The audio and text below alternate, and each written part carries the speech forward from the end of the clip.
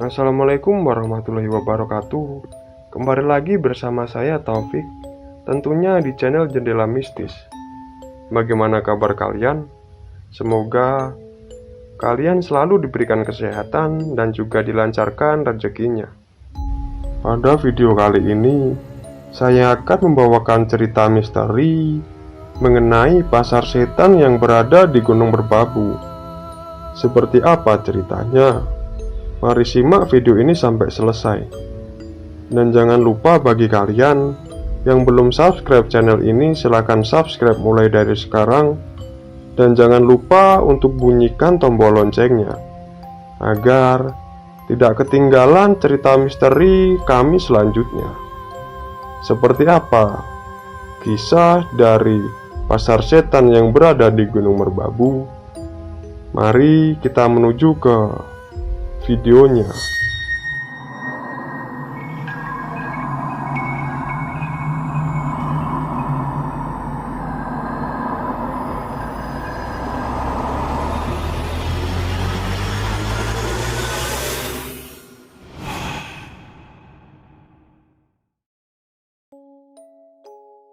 Makhluk halus pun nampaknya perlu bertransaksi antar sesamanya.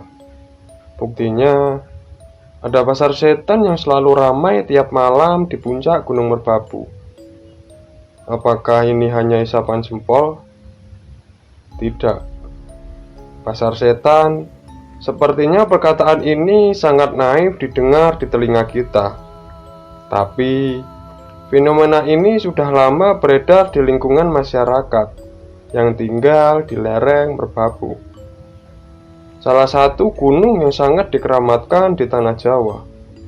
Konon di puncak atau barangkali juga di salah satu bagian gunung ini terdapat apa yang dinamakan pasar setan. Benarkah begitu? Ini cukup membuat penasaran.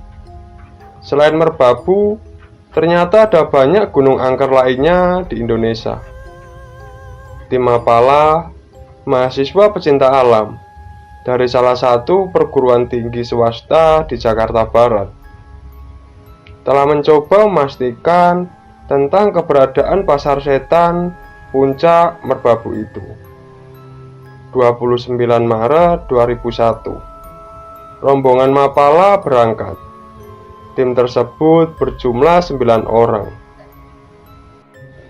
30 Maret, saat matahari terbit di langit ufuk timur, kami telah sampai di kaki Gunung Merbabu.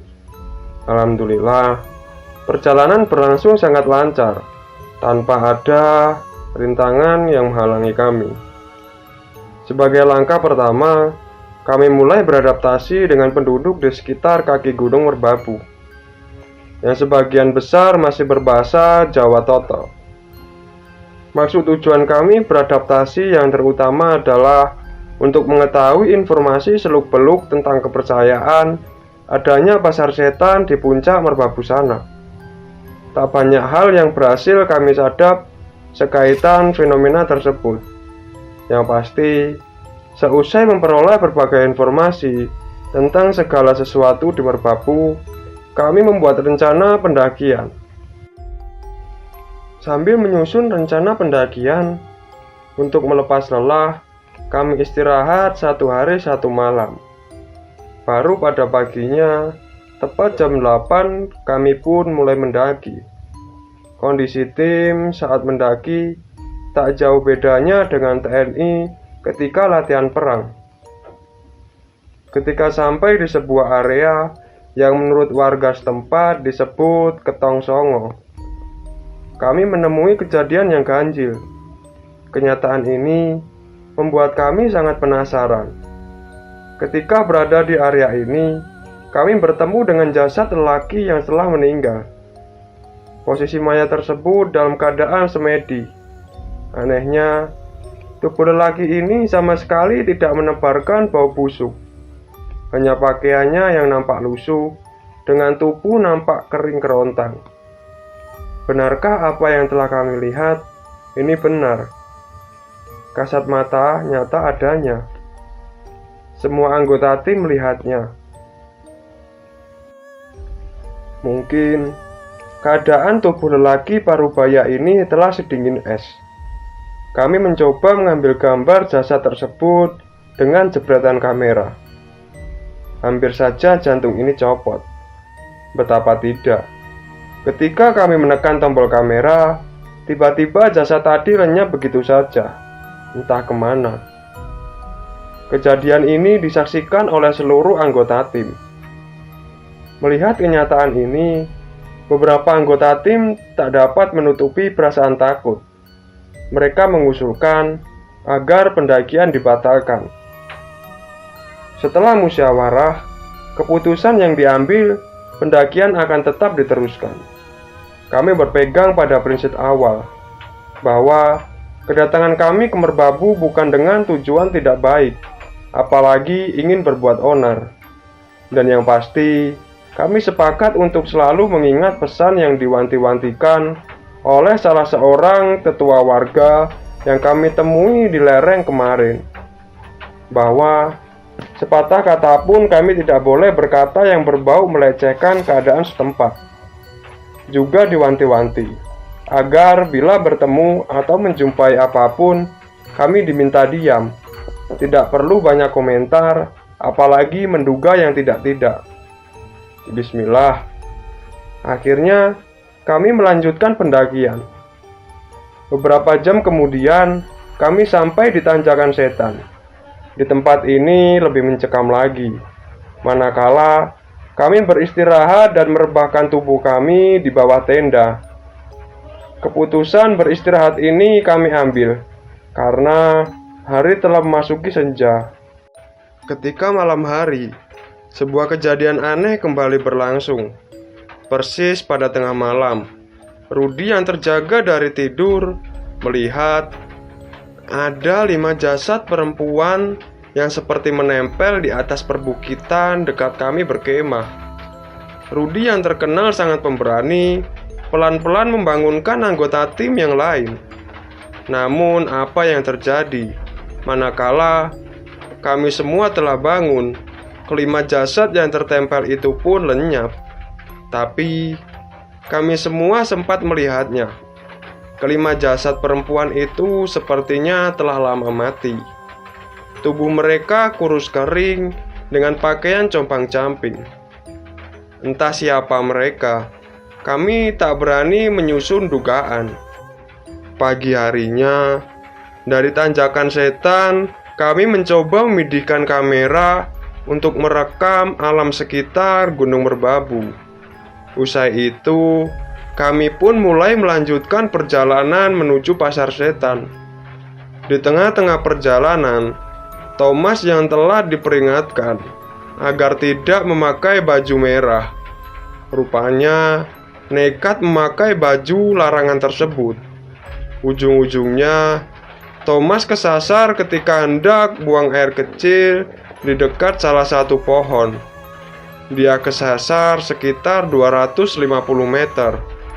Ia baru datang hampir sejam lamanya setelah kami duluan sampai di Pasar Setan. Pasar Setan sebenarnya tidak ada yang istimewa dengan tempat berjuluk menyeramkan ini, terutama pada saat siang. Secara kasat mata, semuanya tampak biasa-biasa saja. Hanya bentangan perbukitan dengan pohon-pohon besar dan kecil, juga semak-semak belukar yang rimbun. Namun, ketika malam hari tiba, semuanya berubah. Perubahan tersebut terjadi pada suhu udara yang mendadak sangat dingin. Begitupun keadaan di tenda-tenda kami yang tak jauh dari titik lokasi, sekitar 300 meter. Dan malam itu, sepertinya kami mendengar sebuah keramaian. Dengan sistem perseparuh anggota, kami memastikan arah keramaian tersebut. Ternyata, setelah kami lihat dari atas, di bawah kami nampak suasana sebuah pasar. Tepatnya berada di Tanjakan Setan yang telah kami lewati senja tadi. Astagfirullah. Bagaimana? bagaimana bisa kenyataan ini terjadi dalam kebenaran yang sesungguhnya. Kami hanya bisa diam 1000 bahasa. Kami berkeinginan memberanikan diri memasuki pasar setan itu. Tapi untuk menuju ke sana pada malam hari jelas tidak mungkin. Di samping medannya yang cukup berat, juga kemungkinan adanya resiko gaib. Akhirnya, kami hanya bisa memandangi pasar setan dari kejauhan. Sekitar 20 menit, kami kembali ke tenda. Anggota tim yang sejak tadi berada di tenda ingin tahu juga tentang keberadaan pasar dedemit tersebut.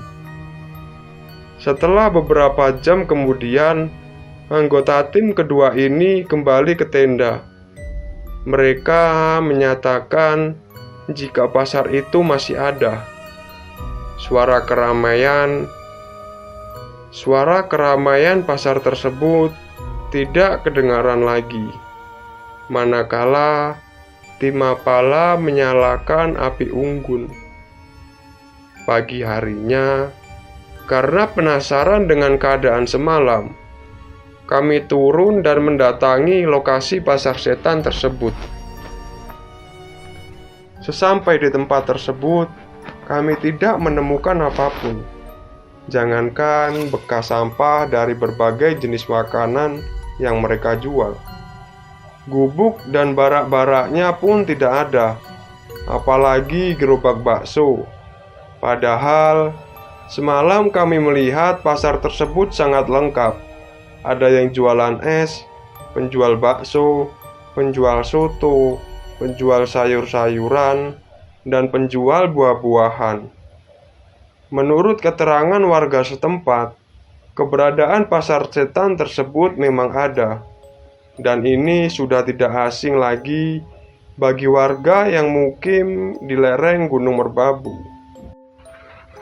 Sementara itu, menyangkut 5 jasad wanita yang menempel di perbukitan dan seseorang yang mati dalam posisi bersemedi tersebut, beberapa warga setempat menyatakan bahwa sebenarnya di pasar setan tersebut sering menelan korban.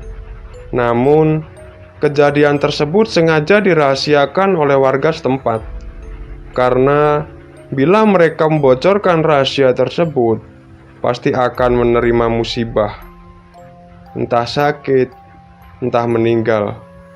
Makanya, mereka lebih menyayangi nyawa mereka daripada membocorkan rahasia.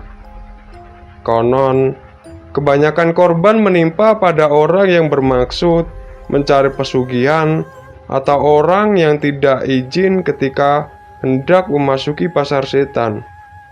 Makanya, warga selalu mengingatkan para pendatang, pendaki, atau pencari pesugihan agar sebelum memasuki lokasi Merbabu harus memberi salam terlebih dahulu. Bagi yang belum pernah mendaki Merbabu, mungkin sulit dipercaya dengan adanya pasar setan tersebut. Tapi jika ingin bukti, silakan saja mendaki Merbabu.